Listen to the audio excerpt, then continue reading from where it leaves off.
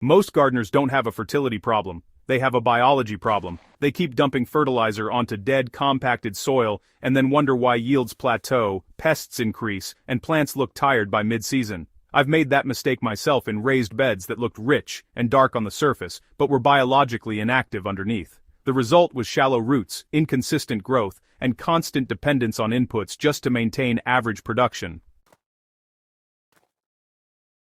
The ancient liquid I'm talking about today fixes the real issue. It doesn't feed plants directly, it wakes up the soil, and once the soil is alive, it feeds the plants for you. If you're serious about growing food, subscribe to the channel now because this is the kind of practical, field-tested knowledge we focus on here. No trends, no fluff, just what actually works. We're talking about actively aerated compost tea, a liquid soil inoculant that's been used in different forms for centuries. Farmers weren't calling it that, but they were steeping compost, manures, forest soils, and plant residues in water to extract and multiply microbes long before bottled fertilizers existed. When you do it correctly, this liquid can shift soil biology in a matter of days. Why most compost tea fails and what actually makes it work. I've tested compost teas in backyard gardens, in 4x8 raised beds, and even in small hydroponic setups. The biggest mistake people make is brewing weak anaerobic soup. They toss compost into a bucket of water, let it sit, and assume they've created magic. What they've really done is create a low-oxygen brew that can introduce the wrong microbes. Proper compost tea requires oxygen. I use high-quality, fully finished compost that has gone through a complete thermophilic phase, and yes, I monitor that phase with a long-stem thermometer like the RioTemp heavy-duty compost thermometer, which reads both Fahrenheit and Celsius with its 36-inch stem, because temperature tells you whether your compost actually reached those pathogen-killing levels of 130 to 160 degrees Fahrenheit. If your pile never heats properly, your tea won't be biologically strong. I'll leave a link to the exact thermometer I use in the description if you want to check it out. It's not cheap, but honestly, it's built for serious composting and it really lasts. Once I have mature compost, I brew with 1 part compost to about 5 parts dechlorinated water by volume. For a small backyard system, that might mean 2 gallons of compost in a 10-gallon bucket. I suspend the compost in a mesh bag and aerate continuously with a pump that can move enough air to keep the surface actively bubbling. If the water surface is still, you're under-aerating. I brew for 24 to 36 hours at temperatures between 65 and 75 degrees Fahrenheit. Longer isn't better. After 36 hours, microbial populations start to decline. This is how I apply it in real garden beds. In a 4x8 raised bed that's been underperforming, I apply compost tea at a rate of roughly 2 gallons per bed, diluted 1-to-1 with water. I drench the soil directly, not the leaves, especially early in the season. The goal is to inoculate the rhizosphere, not spray for show. In compacted in-ground beds, I'll apply about 10 gallons per 100 square feet. If the soil is extremely degraded, I repeat the application every 2 weeks for the first month. After that, once a month during active growth is enough.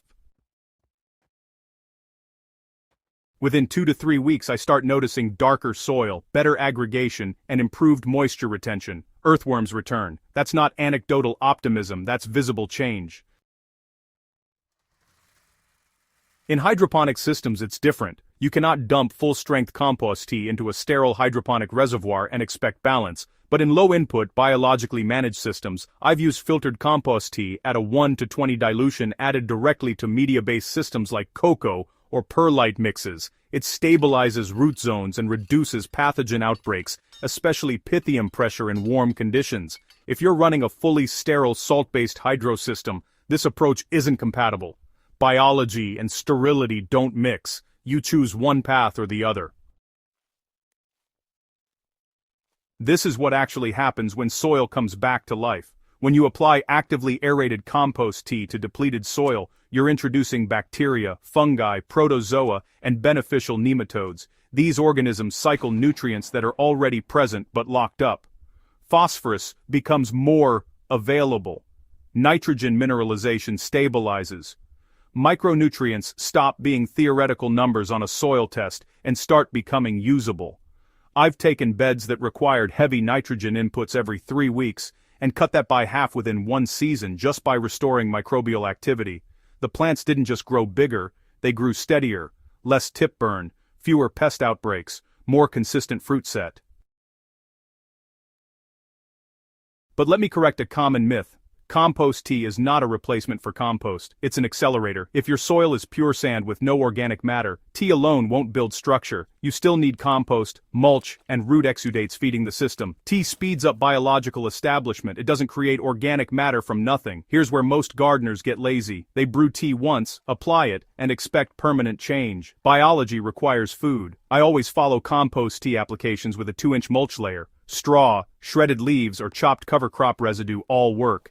That mulch becomes the long-term fuel source for the microbes I just introduced. In one backyard garden I worked on, the soil was so compacted that water pooled for hours. After 2 months of compost tea applications combined with surface compost and mulch, infiltration improved dramatically. I didn't till, I didn't double dig, I let biology do the work. Temperature monitoring is part of the system. If you're making your own compost for tea, you need to know what's happening inside that pile. I turn my compost when internal temperatures exceed 155 degrees Fahrenheit to prevent microbial die-off and maintain diversity. Again, this is where a long-stem compost thermometer matters. Short probes only read surface heat, which tells you nothing about what's happening at depth. When compost consistently cycles between 130 and 150 degrees Fahrenheit over several turns, I know it's stable enough to finish curing. Only cured compost goes into tea. Fresh, hot compost in tea can skew microbial balance and introduce instability. Let's talk about realistic expectations. You won't pour compost tea on dead clay and wake up to a forest, but you will see measurable changes within weeks if you apply it properly and consistently. Seedlings establish faster. Transplant shock decreases. Root systems thicken. That's been consistent across raised beds, field plots, and controlled environments I've tested. In one tomato bed that had struggled with blossom end rot despite adequate calcium levels on paper, compost tea applications improved overall plant vigor and reduced stress. Was it magic calcium? No, it was improved nutrient cycling and water regulation in the root zone. That's the difference between feeding plants and building soil. This ancient liquid works because it respects the system. It doesn't override it. It restores it. And here's the trade-off. Brewing properly takes time and attention. If you want convenience, buy fertilizer. If you want resilient soil that improves each season instead of degrading, invest in biology. I'll leave the link in the description to the compost thermometer I use and trust, along with other tools I've tested. If you're already composting seriously, it's worth having accurate temperature data instead of guessing. Growing better food isn't about chasing products, it's about understanding processes and applying them correctly. Compost tea is one of those processes that rewards precision and consistency. If this kind of practical, experience-driven content helps you grow better, subscribe to the channel and share this video with another serious gardener who's tired of pouring fertilizer onto dead soil. The more we rebuild soil biology, the less dependent we become on external inputs. That's how you grow food that's stronger, cleaner, and more resilient, season after season.